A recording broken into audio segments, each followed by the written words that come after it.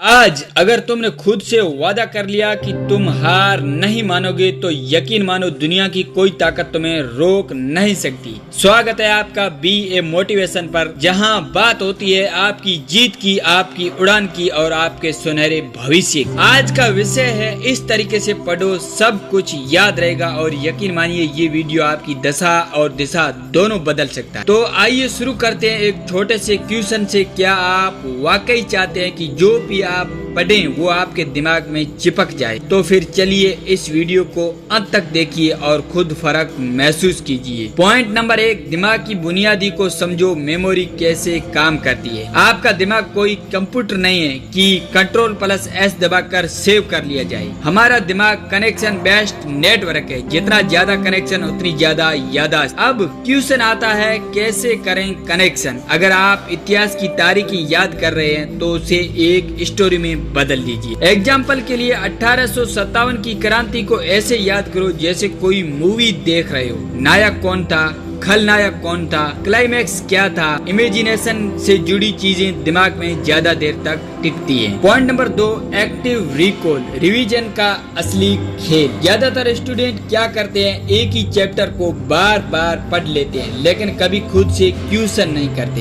Active recall का मतलब है खुद से क्वेश्चन करना और आंसर देने की कोशिश करना। जैसे हर टॉपिक पढ़ने के बाद अपनी बुक बंद करो और खुद से पूछो मैंने अभी क्या सीखा। दोस्तों के साथ मिलकर क्विज करो, फ्लैश कार्ड बनाओ, एक तरफ क्वेश्चन दूसरी तरफ आंसर। इस तरीके से जो भी पढ़ा है वो लॉन्ग टर्म मेमोरी में चला जाएगा। पॉइंट नंबर 3, स्पेस्ड रेपिटेशन, दिमाग का गेम। कभी देखा है एक दिन पढ़ा और 3 दिन बाद भूल गए, क्योंकि दिमाग को रिवाइंड की जरूरत होती है। स्पेस्ड रेपिटेशन यानी कुछ निश्चित अंतराल पर उसी टॉपिक को दोहराना। एग्जाम्पल के लिए पहले दिन एक नया चैप्टर, 3 दिन बाद पहला रिवीजन, 7 दिन बाद दूसरा रिवीजन, 14 दिन बाद तीसरा रिवीजन और 30 दिन बाद लास्ट रिवीजन। इस प्रोसेस से आपकी याददाश्त लोहे जैसी हो जाएगी। पॉइंट नंबर 4, पोमोडोरो टेक्निक, समय का मास्टर बनो। एक जगह बैठकर 2 घंटे पढ़ना ज्यादा काम का नहीं होता।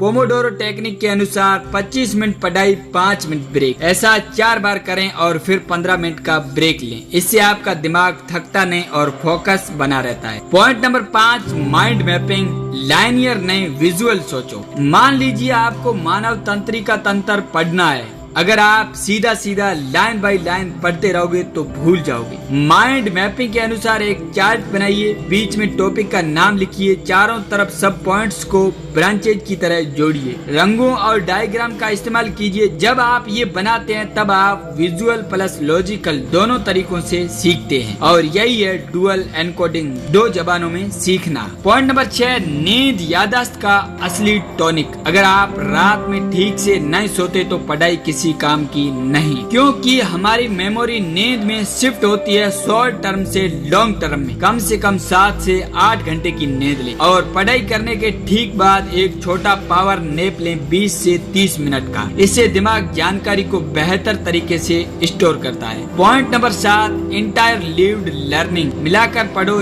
याद पक्का होगा। अगर आप लगातार एक ही सब्जेक्ट जैसे मैथ्स पढ़ते रहते हो तो थकान और बोरियत बढ़ती है। इंटर लिव्ड लर्निंग यानी टॉपिक्स को मिलाकर पढ़ना। 30 मिनट मैथ, फिर 30 मिनट साइंस और फिर 30 मिनट इंग्लिश। इससे ब्रेन को वैरायटी मिलती है और वह ज्यादा सतर्क रहता है। यहाँ तक आपने पढ़ाई की स्ट्रेटेजी तो समझ ली, लेकिन जब तक मन लगेगा नहीं कुछ याद भी नहीं रहेगा। अब जानिए वो बातें जो आपके माहौल, आदत और माइंड को बदल कर रख देगी। नंबर 1 है एकाग्रता।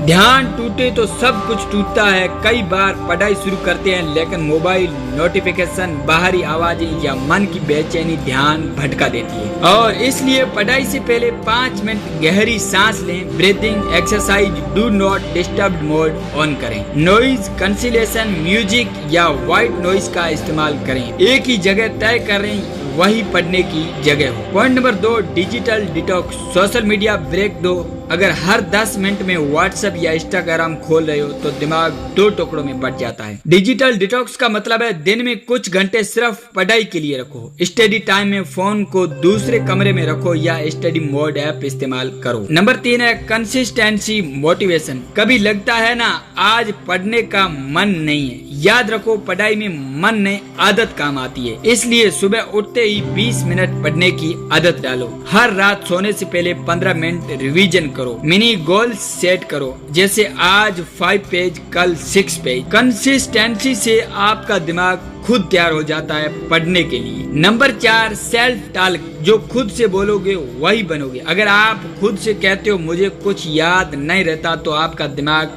मान लेता है। इसकी बजाय कहो मुझे हर चीज आसानी से याद रहती है, मैं रोज बेहतर हो रहा हूँ, मेरी याददाश्त जबरदस्त हो रही है। इससे आपका सबकॉन्शियस माइंड प्रोग्राम होता है और पढ़ाई में चमत्कार दिखता है। Number 5 handwritten notes. दिमाग का सीधा लिंक। जो चीज आप लिखते हो वो ज्यादा देर तक याद रहती है। हाथ से लिखने में क्या होता है, आपकी मोटर मेमोरी एक्टिव होती है। विजुअल प्लस मोशन दोनों मिलते हैं और वो जानकारी दिमाग की गहराई में जाती है। डिजिटल नोट्स बाद में काम आएंगे, लेकिन याददाश्त के लिए लिखना जरूरी है। Number 6 planning. बिना नक्शे के सफर नहीं होता। हर दिन पढ़ाई शुरू करने से पहले टारगेट तय करें। डेली, वीकली और मंथली गोल्स बनाएं। क्या पढ़ना है, कितना समय लगेगा, कितनी बार रिवीजन करना है। जब दिशा साफ होती है तो मन भी शांत रहता है। नंबर 7 वाई को पहचानो। क्यों पढ़ रहे हो। अगर आपके पास पढ़ाई का ठोस कारण नहीं है तो मोटिवेशन जल्दी खत्म हो जाएगा। अपने वाई को